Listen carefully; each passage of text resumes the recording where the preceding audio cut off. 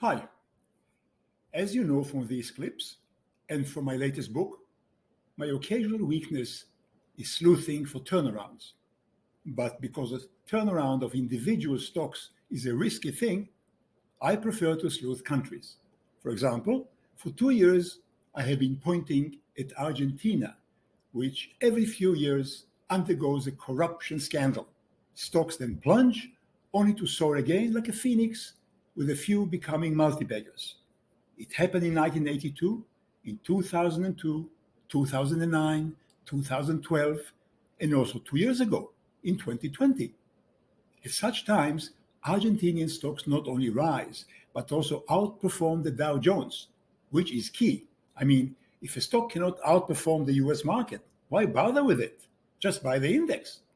Here, for example, is Argentina EDN, Idonor, the electric utility which between 2012 to 2018 rose from $2.50 to 50, or 20 times in 6 years. Here it is.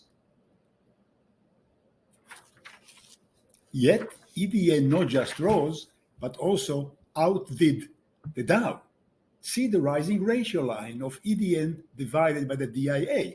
Please note that 2 years ago, it began to outperform the Dow again. Here it is.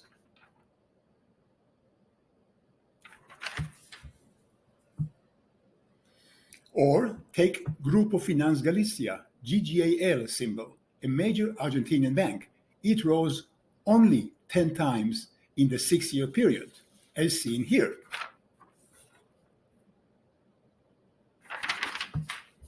And it too outperformed the Dow then and has begun to rise also now. Here's the ratio of GGAL to DIA. Here it is. In other words, Argentina is a recurring disaster periodically being fixed. What accounts to the fixed predictability? Mostly two things. First, the importance of Argentina to the American empire. But second, Argentinian corruption is mostly monetary. The top people in the country steal, but do it within a democratic structure.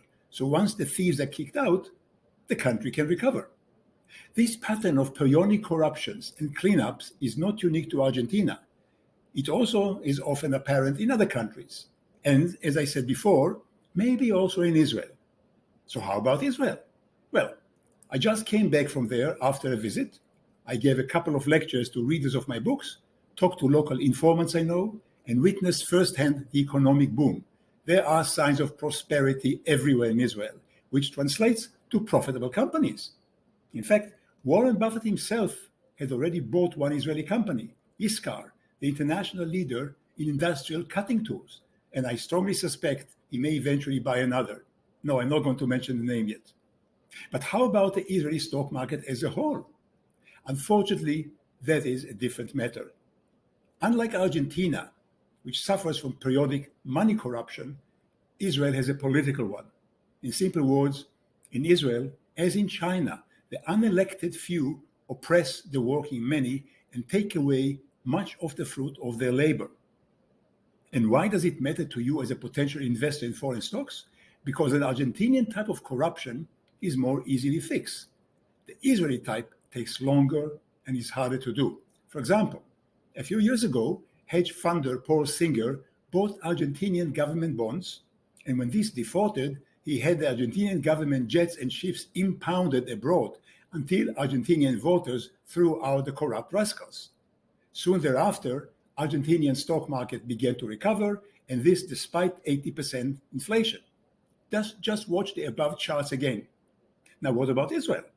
Unfortunately, unlike Argentina, Israeli corruption is harder to uproot because Israeli top court is likely the main cause, and it won't allow changes.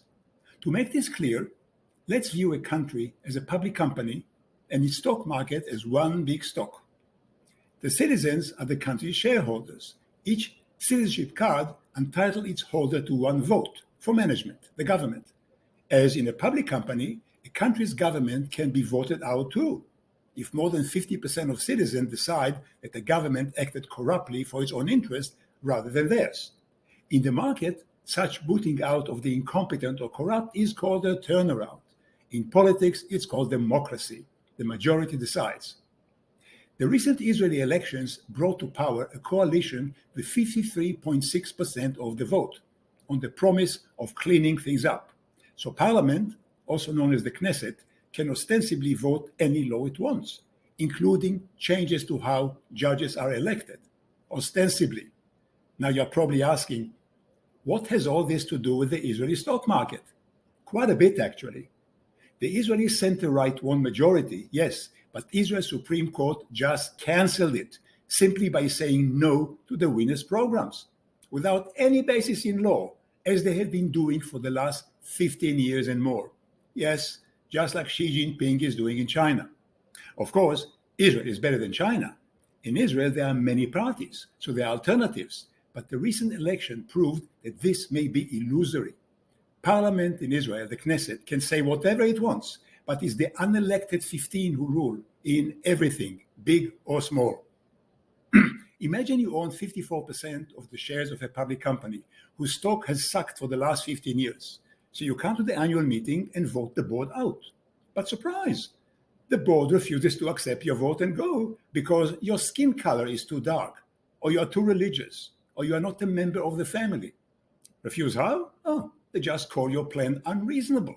What would you do then? Of course, you'd go to court and sue them. But what if the court itself is part of the corrupt management? So there's no peaceful recourse. That's how it is in Israel, as per my informants. At present, the Israeli Supreme Court is composed of 15 Xi Jinpings who gave themselves the absolute power to cancel any law or enact any new law based only on their opinion.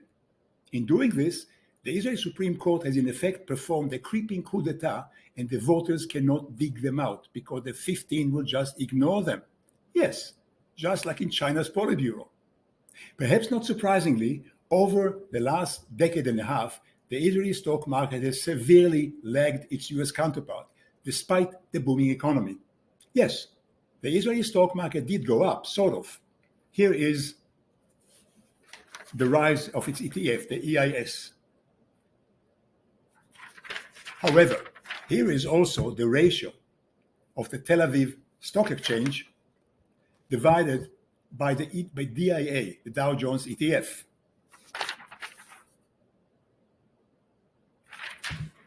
As you can see, the line slopes down, down, down, as most international stock investors have wisely stayed out.